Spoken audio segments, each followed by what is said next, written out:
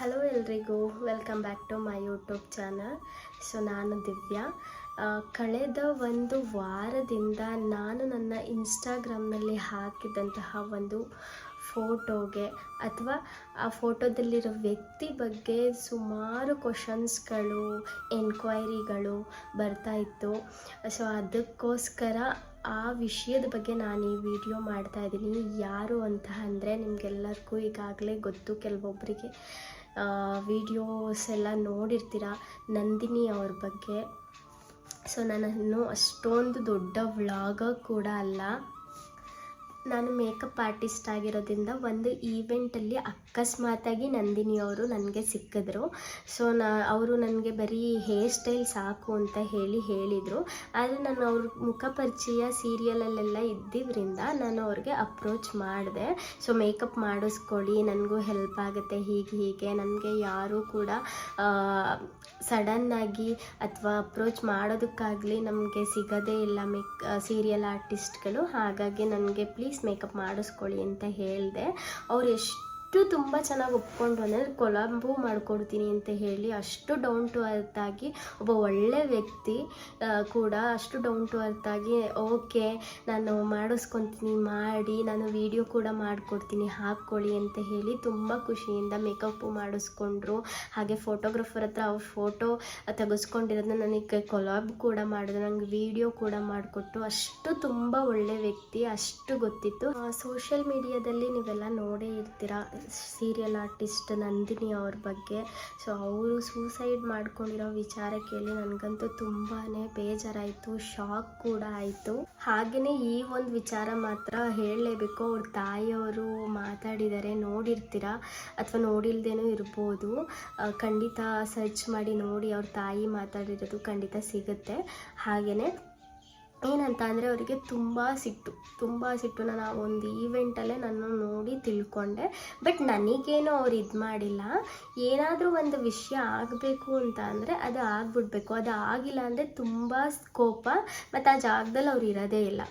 So ಆ ಥರ ಒಂದು ಹುಡುಗಿ, ಆದರೆ ಮನಸ್ಸಿಂದ ತುಂಬ ಒಳ್ಳೆಯವರು. ಒಳ್ಳೆ ಗುಣ ಇದೆ ಅಂತಂದರೆ ಸಿಕ್ಕಾಪಟ್ಟೆ ಒಳ್ಳೆ ಗುಣ ಇದೆ ಅವ್ರಿಗೆ.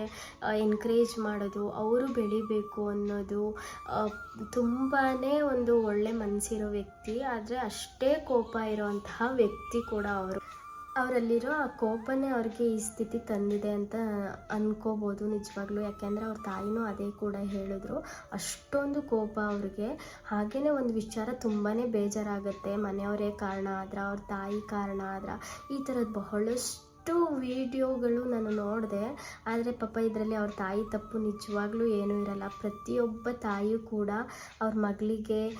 ಅವ್ರ ಮಗಳು ಲೈಫ್ ಸೆಟಲ್ ಆಗಬೇಕು, ಚೆನ್ನಾಗಿರಬೇಕು, ಒಳ್ಳೆ ಲೈಫ್ ಲೀಡ್ ಮಾಡಬೇಕು ಅನ್ನೋದೇ ಪ್ರತಿಯೊಬ್ಬರು ಕನಸು ಕೂಡ ಆಗಿರುತ್ತೆ. ಹಾಗೆ ಅವರು ಸೀರಿಯಲ್ಗೆ ಹೋಗಬೇಡ ಅಂತಲೂ ಕೂಡ ನಿಜವಾಗ್ಲೂ ಹೇಳಿರೋದಿಲ್ಲ.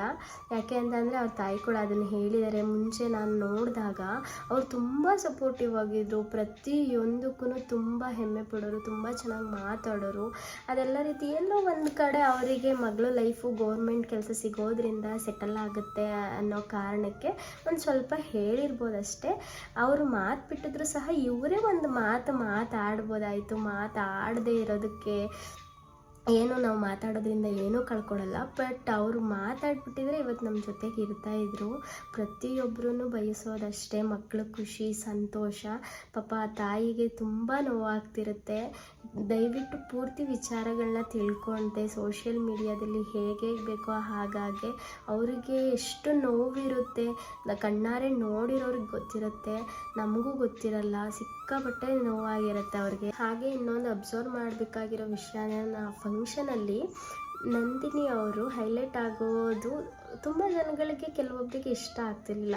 ಅಂಥ ಜನಗಳ ಮಧ್ಯೆ ಏನೋ ಒಂದು ಸಕ್ಸಸ್ಫುಲ್ ಜೀವನ ಹೋಗ್ತಾ ಇದೆ ಅನ್ಬೇಕಾದ್ರೆ ಸಡನ್ನಾಗಿ ಇಂಥ ನಿರ್ಧಾರ ತುಂಬ ದೊಡ್ಡ ತಪ್ಪು. ಅಂಥ ಜನಗಳಿಗೆ ಗೆಲುವು ಕೊಟ್ಟು ಇವತ್ತು ಈ ರೀತಿ ಮಾಡ್ಕೊಂಬಿಟ್ರು ಅನ್ನೋದು ತುಂಬಾ ಬೇಜಾರಾದ ಸಂಗತಿ. ಬೆಳೀತಿರೋ ಏಜಲ್ಲಿ ಈ ರೀತಿ ದುಡುಕು ನಿರ್ಧಾರ ತಗೋಬೋದಾಗಿತ್ತು. ಒಂದು ಸಲ ಮಾತಾಡಬೇಕಾಗಿತ್ತು. ಮಾತಾಡೋದ್ರಿಂದ ನಮ್ಮ ಅಕ್ಕಪಕ್ಕ ಇರೋರು ಅಥವಾ ನಮಗೆ ಹಿತ ಬಯಸೋರ ಜೊತೆ ಮಾತಾಡೋದ್ರಿಂದ ನಾವು ಖಿನ್ನತೆಗೊಳಗಾಗೋದು ಅಥವಾ ಮಾನಸಿಕವಾಗಿ ಕುಗ್ಗೋದು ನಿಜವಾಗ್ಲೂ ತಪ್ಪುತ್ತೆ. ಅಂಥ ಜನಗಳಿಗೆ ಗೆಲುವು ಕೊಟ್ಟು ಇವತ್ತು ಅವರು ಈ ರೀತಿ ಮಾಡ್ಕೊಂಡಿರೋದು ತುಂಬಾ ಬೇಜಾರಾಗುವಂತಹ ವಿಷಯ. ಸೊ ಇನ್ನೊಂದು ಮೇನ್ ರೀಸನ್ ಏನಪ್ಪ ಅಂತಂದರೆ ನಾನು ಈ ವಿಡಿಯೋ ಮಾಡೋದಕ್ಕೆ ಕಾರಣ ಅಂತಂದರೆ ನಂದಿನಿ ಅವರಿದ್ದಾರಲ್ಲ, ಅವರ ಲೈಫ್ನ ನೋಡಿ ನಾವು ಇನ್ಸ್ಪೈರ್ ಆಗಿ ತೊಗೋಬೇಕಾಗಿತ್ತು. ಬಟ್ ಈ ಒಂದು ಅವರ ತಪ್ಪು ನಿರ್ಧಾರ ಇದೆಯಲ್ಲ, ಅದನ್ನು ದಯವಿಟ್ಟು ಯಾರು ಮಾಡೋಕ್ಕೆ ಹೋಗಬೇಡಿ. ಏನೇ ಕೋಪ ಇರಲಿ, ಏನೇ ಮುನ್ಸಿರಲಿ, ಮನಸ್ತಾಪ ಇರಲಿ, ಯಾರು ಸಪೋರ್ಟ್ ಮಾಡಲಿ ಬಿಡಲಿ, ಲೈಫು ಅನ್ನೋದು ಇದೆಲ್ಲದಕ್ಕಿಂತ ತುಂಬ ದೊಡ್ಡದು. ಇವತ್ತು ನಮ್ಮ ಹತ್ರ ಏನೂ ಇಲ್ಲದೆ ಇದ್ದರೂ ಮುಂದೆ ಯಾವತ್ತಾದರೂ ಒಂದು ದಿವಸ ಸಿಗುತ್ತೆ. ಬಟ್ ಜೀವಿಸಿ ಸಾಯೋಣ ಅಲ್ಲ, ಅದು ಸಾವು ಅದಾಗೆ ಬರಬೇಕು, ನಾವಾಗೆ ನಿಜವಾಗ್ಲೂ ತಂದ್ಕೋಬಾರ್ದು. ಹೀಗೆ ಬೇರೆಯವ್ರಿಗೆಲ್ಲ ಗೆಲುವು ಕೊಟ್ಟು ನಾವು ಸಾಯೋದ್ರಿಂದ ಏನು ಗೊತ್ತಾ, ಇವತ್ತು ನಾವು ತೀರ್ ಹೋದ್ವಿ ಅಥವಾ ಸತ್ತು ಹೋದ್ವಿ ಅಂತ ಅಂದರೆ ನಮ್ಗಾಗದೇ ಇರೋರು ಖುಷಿಯಿಂದ ಜೀವನ ನಡೆಸ್ತಾನೆ ಇರ್ತಾರೆ. ಬಟ್ ಕಳ್ಕೊಂಡಿದ್ದು ಯಾರು? ನಾವೇ. ನಮ್ಮದು ಕುಟುಂಬಕ್ಕೆ ನಾವು ದುಃಖ ಕೊಟ್ಟು ಹೊಟ್ಟೋಗ್ಬಿಡ್ತೀವಿ ಅಷ್ಟೇ. ಬೇರೆಯವ್ರ ಹೇಟರ್ಸ್ ಏನು ಮಾಡ್ತಾರೆ, ಹೇಟ್ ಮಾಡ್ಕೊಂಡೇ ಇರಲಿ ಬಿಡಿ. ಬಟ್ ಅದು ಯಾವುದು ಮ್ಯಾಟ್ರ್ ಆಗಲ್ಲ. ನಾವು ಇರಬೇಕು, ಇವತ್ತಿಲ್ಲದೆ ಇರೋದು ನಾಳೆ ಸಿಗುತ್ತೆ, ಕಾಯಬೇಕು. ಕಾಯೋ ತಾಳ್ಮೆ ನಿಜವಾಗ್ಲೂ ಎಲ್ಲರಲ್ಲೂ ಇರಬೇಕು. ಒಂದಲ್ಲ ಒಂದಿನ ಒಳ್ಳೇದಾಗುತ್ತೆ. ಅದು ಒಳ್ಳೇದಾಗದೇ ಇದ್ದರೂ ಹೀಗೆ ಬದುಕೊಂಡು ಹೋಗೋಣ ಬಿಡಿ. ಅದರಲ್ಲಿ ಏನು ಪ್ರಾಬ್ಲಮ್ ಇಲ್ಲ ಅಲ್ಲ. ಜೀವನನೇ ದೊಡ್ಡದು, ಬದುಕಬೇಕು, ಬದುಕಿ ಇದ್ದು ಗೆದ್ದು ತೋರಿಸ್ಬೇಕು. ಹಠ ನಮ್ಮಲ್ಲಿರಬೇಕು. ಅವ್ರು ಸಾಯೋಕ್ಕೆ ಮಾಡಿದಂತಹ ಹಠ ನಿರ್ಧಾರ ಬದುಕೋಕೆ ಮಾಡಿದರೆ ಇವತ್ತಿರ್ತಿದ್ರು, ಅವ್ರ ಕುಟುಂಬಕ್ಕೂ ಆಸರೆಯಾಗಿರ್ತಿತ್ತು. ಬಟ್ ಇದೆಲ್ಲದನ್ನು ನೋಡಿದ್ರೆ ಎಷ್ಟು ದೊಡ್ಡ ತಪ್ಪು ಮಾಡಿಬಿಟ್ರು ಅಂತ ಅನಿಸುತ್ತೆ. ಆದ್ರೂ ಅವ್ರ ಆತ್ಮಕ್ಕೆ ಶಾಂತಿ ಸಿಗಲಿ. ಒಳ್ಳೆ ಮನಸ್ಸಿತ್ತು ಅವರಿಗೆ. ದೇವರು ಅವ್ರ ಕುಟುಂಬಕ್ಕೆ ಅವರನ್ನು ಕಳ್ಕೊಂಡಿರೋ ನೋವನ್ನು ಭರಿಸೋ ಅಂಥ ಶಕ್ತಿ ಅವ್ರಿಗೆ ಕೊಡಲಿ ಅಂತ ನಾನು ಈ ಮುಖಾಂತರ ಕೇಳ್ಕೊತಿದ್ದೀನಿ. ಇದರಲ್ಲಿ ಯಾವುದೇ ರೀತಿಯಾಗಿ ತಪ್ಪಿದರೆ ನಾನು ಮಾತಾಡೋದ್ರಲ್ಲಿ ದಯವಿಟ್ಟು ಕ್ಷಮೆ ಇರಲಿ. ಇದೇನಿದ್ರು ನನ್ನ ಅನಿಸಿಕೆ ಮಾತ್ರ, ದಯವಿಟ್ಟು ಕ್ಷಮೆ ಇರಲಿ. ಮುಂದಿನ ವಿಡಿಯೋದಲ್ಲಿ ಸಿಗೋಣ. Thank you.